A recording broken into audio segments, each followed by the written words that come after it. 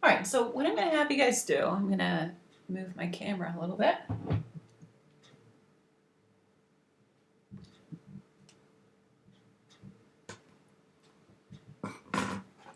Set these aside. All right, so what I have here is just a regular piece of scratch paper, and I've got my stick of charcoal, and what I'm going to do is I've got my charcoal on its side, and I'm going to really make a kind of a puddle of charcoal on that piece of white paper. Right, so I've got a really good pile of it, right? And all I did was kind of use my charcoal on that piece. It's just a regular piece of typing paper. And then what I'm going to do next is to take an ordinary cotton ball. And I'm going to rub my cotton ball in my pile of charcoal. And then with my drawing paper, I'm going to use my cotton ball to cover the whole space of my drawing paper with the charcoal, but it's not black, it's just kind of a medium gray. Doesn't have to be perfectly even everywhere.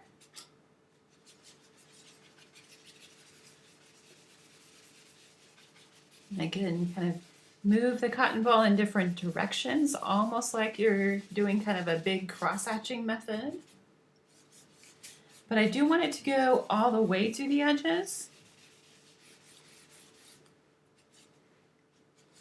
And again, it doesn't need to be super, super dark.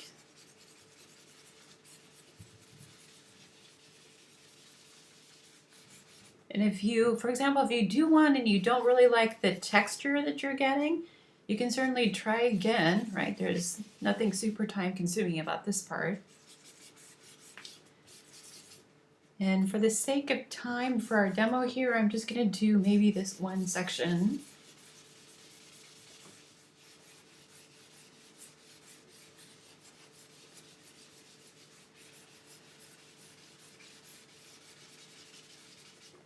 All right. And one good thing about it not being super, super even that you don't need to worry about is that a lot of this is going to be erased anyway. So that's another reason not to feel really bad about, if you've got some places that are darker than others, if you've got like an uneven texture. Okay.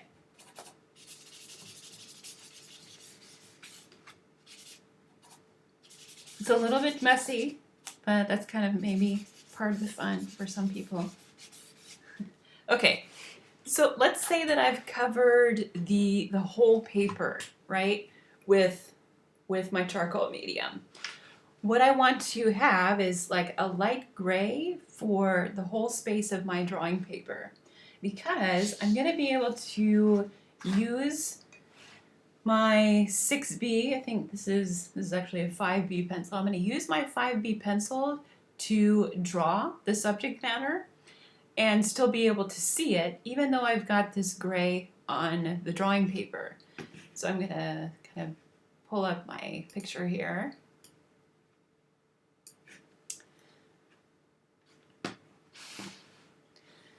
So one thing I have is a vertical composition, so I'm actually going to switch the orientation of my paper here to show you a little more of that.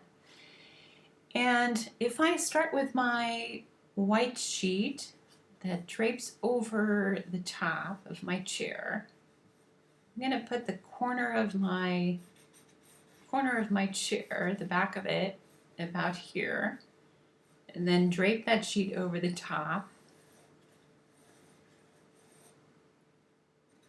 And I want my pencil lines to be only visible enough that I can see them. They don't need to be super dark, but obviously it helps to be able to see where you're placing your objects. But they're dark enough that I can see them, and I don't need them to be any darker than that. So I'm just going to stick with this one section up here because that's where I've got my, my charcoal already. If I had my gray down here as well, obviously I would keep drawing. I have the fold of the white sheet, that big fold happen right here. It starts to come like this and wraps down like that. There's a little opening, and then this part comes down like this. I'll go ahead and draw the little kind of red cup vase type thing.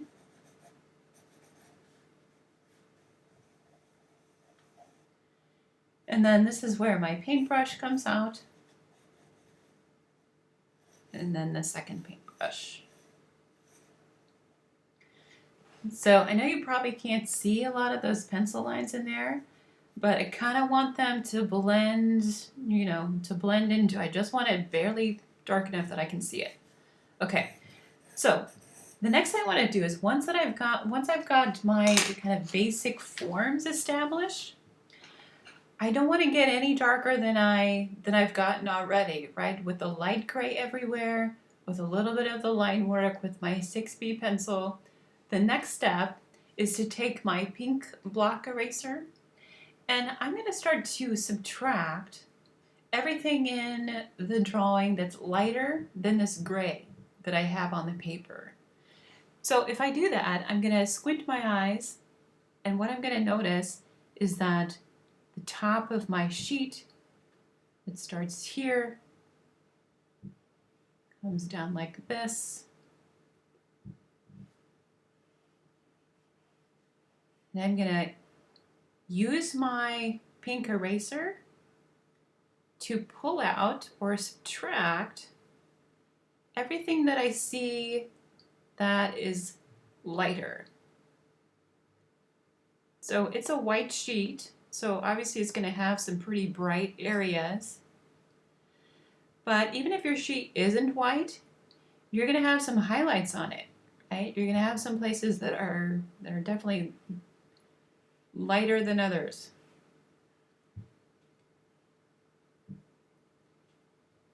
I'm going to leave all of the darker places that I see as shadows just how they are. I don't want to take those out. I want to leave those in place, because what's happening is that the gray tone that I put on there with my cotton ball, all of that shading is already done for me, right? I don't need to shade it because I've already got some gray tone on there.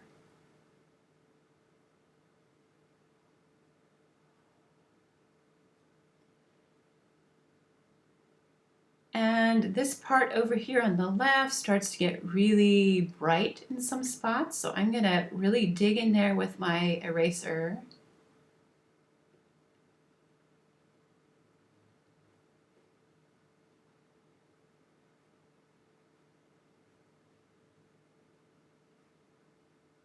And I'm kind of using my eraser almost like a white paintbrush.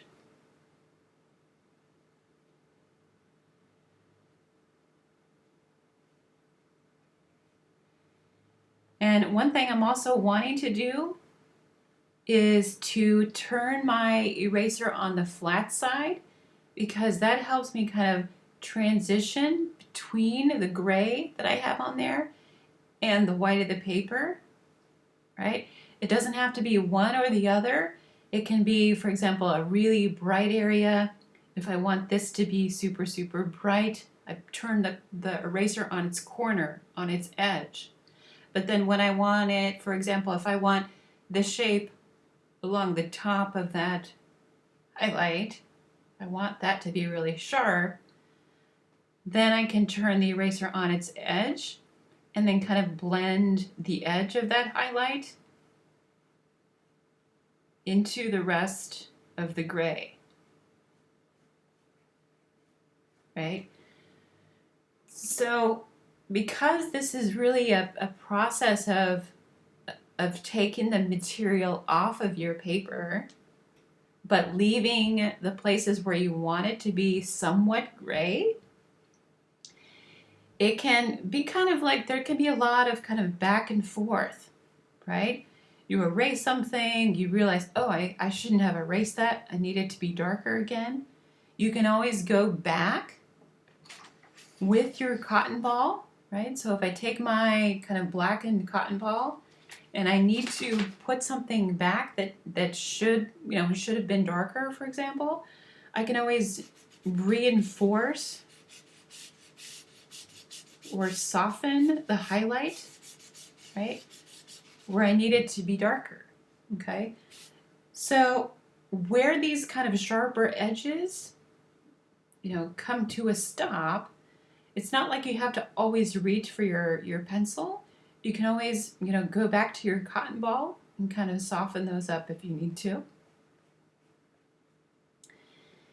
And one other thing I want to mention in terms of this technique is that as you're using your eraser, it's very tempting to, because you have all of these, what we would call in the business eraser boogers, because you're producing a lot of those, simply because you're using an eraser, you are tempted to kind of brush them off with your hand. One recommendation I have for that is, instead of using your hand for that, to have something like a paper towel. I have one.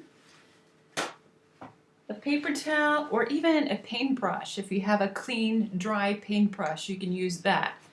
But having a paper towel to wipe those off is better than using your hand, because the oils in your hand, once you put those oils back onto your paper, it tends to make everything more permanent, and it picks up the gray everywhere else and puts it right back on the drawing, okay? So try to use something like a dry paper towel to wipe those off, okay? I'm going to go down to my little cup object just to have a little bit of contrast here. So if this is my cup, this is going to be probably a pretty dark value, right? So if my cup is here, I know that at least that shape is going to be pretty dark, right? I can go back with my, my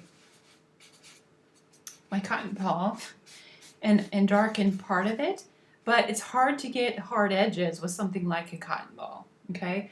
So I am going to, at this point, go back to my pencil. And because it's a dark object, I'm going to go ahead and lay in another layer of that darker value. And what I notice about the dark gray of this little vase or cup is that the value gets really dark, except for that little highlight that happens right along the left edge, and then it gets really dark here along the top.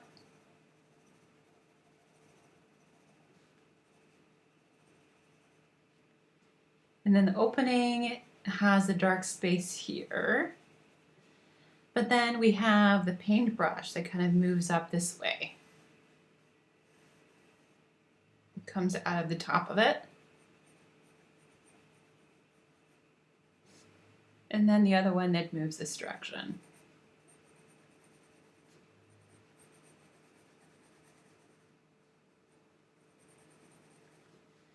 So for small, kind of sharper shaped objects like this, it obviously is going to be necessary to add another layer of value with your pencil. And then something else that I want to do is, because I have this dark shape here, there's some dark shadows that happen just behind this vase. So I'm going to put those in with a pencil too. And what I'm doing is kind of reinforcing the dark shadows that are cast from this object onto the sheet behind it. But I'm really kind of enhancing the grays that I've put on there with a cotton ball, and then just making them darker and sharper where they need to be, right, with my pencil. There might be some kind of details in there. I see a little kind of wrinkle that I want to include that's too small to get with my cotton ball.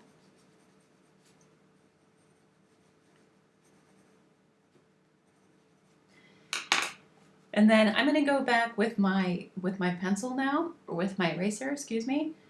And one last thing I wanted to mention here with the eraser is that because you're using your eraser constantly in the course of this drawing, it's going to fill up with graphite, okay, or it's going to fill up with charcoal.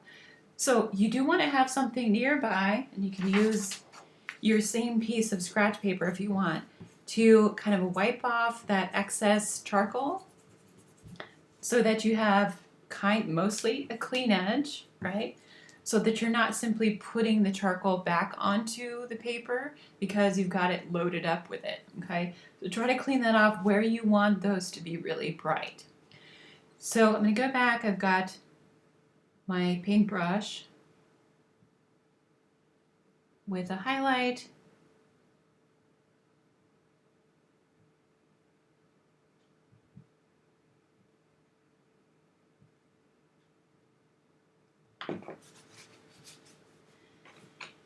And that paintbrush has a highlight, but it also has a dark side.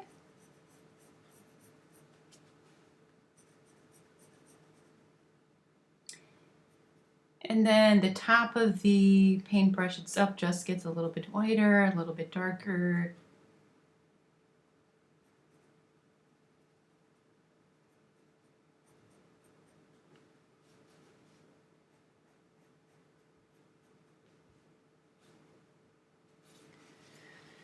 So that's a little bit of the kind of basic technique that we're going to be using in terms of a subtractive method. The other object that's leaning out here, which is this paintbrush, is dark along the bottom, but then it has a highlight over on this side.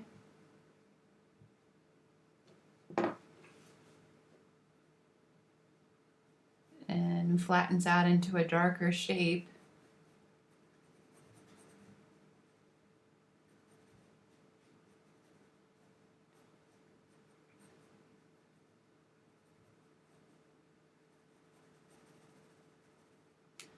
All right, so for the purpose of our demo, I'm not going to take this too much further, but the basic idea is to think about using a base of gray tone all over your drawing paper, and then to draw the basic shapes with your pencil on top of that.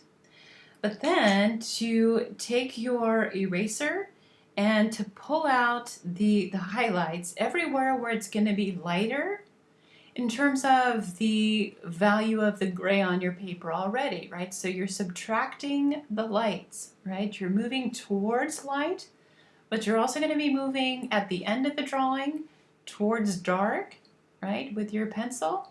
Or since this is charcoal, you can use charcoal for those darks, okay? So that's a good thing about using the kind of powdery method with the charcoal at the beginning, is that you can use the charcoal everywhere as a base, but then you can switch to your pencil for the sharper edges, okay? So it works pretty well together in terms of that respect. But if you want to keep it a charcoal drawing, certainly, adding the darker shapes and the sharper shapes in charcoal, you can do it with the charcoal too if you want. If you have charcoal pencils, you can use it that way. The one thing that I would think about for this top section, I'm using that piece of paper towel kind of underneath my hand so I'm not getting the oils of my hand graying out the drawing, trying to avoid that. I can get some pretty sharp small shapes with the corner of my eraser, and I've seen some techniques where artists will actually kind of cut little shapes of their eraser with a knife or with an X-Acto knife to create little kind of wedges that they can use where they want.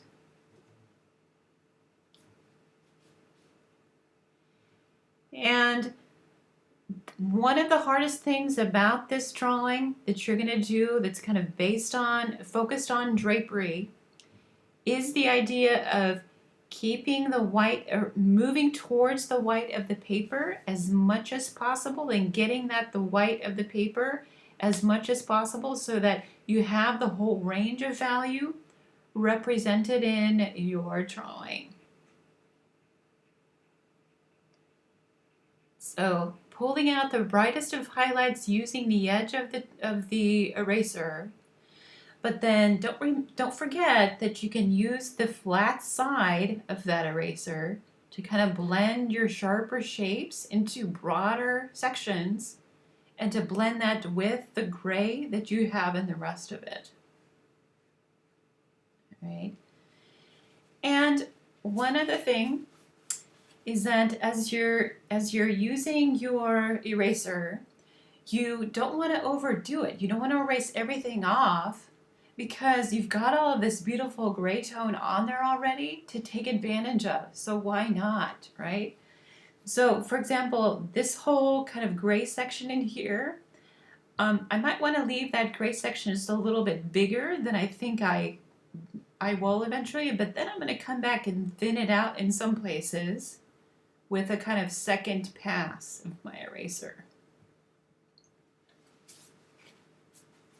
But at first, I kind of want to leave more of those in place so that I'm not taking off the gray tone that I've already got on there, okay?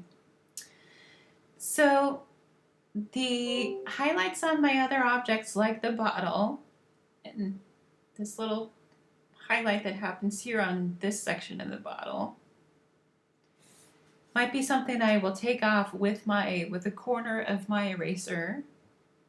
The highlight on the flat side or the front side of the bottle, I might take off with the kind of the whole width of the front of the eraser. But then I can go back and thin out those highlights with my pencil, right? So really this drawing is kind of a process of moving back and forth between subtracting and adding, okay? And it feels a lot like painting. So those of you who may have done some painting before or are interested in painting, this is kind of like making a black and white painting, right? So that's the idea, and we're going to be taking this subtractive method and applying it to drapery drawings, okay?